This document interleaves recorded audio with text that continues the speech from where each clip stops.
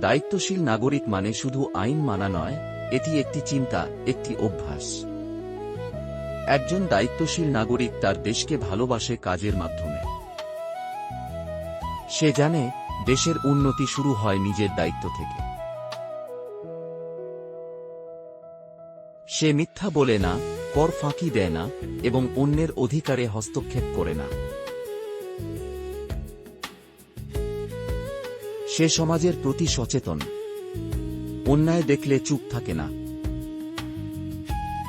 রাস্তা পরিষ্কার রাখে, ট্রাফিক নিয়ম মেনে চলে এবং পরিবেশ রক্ষায় অংশ নেয়। দায়িত্বশীল নাগরিককে চিনে রাখা যায় তার কাজে, কথায় নয়। যখন আমরা নিজের আচরণে সততা ও শ্রদ্ধা রাখি, তখন সমাজও বদলায়। আমরা সবাই যদি নিজের জায়গা থেকে একটু ভালো কাজ করি, তাহলে একটি দায়িত্বশীল সমাজ তৈরি হবে, যেখানে গণতন্ত্র আরও শক্তিশালী হবে। গণতন্ত্র মানে শুধু ভোট নয়, প্রতিদিনের সততা, ন্যায় ও সহযোগিতা। চলুন আমরা সবাই দায়িত্বশীল নাগরিক হই, যিনি নিজের কাজের মাধ্যমে দেশের জন্য উদাহরণ হয়ে ওঠেন।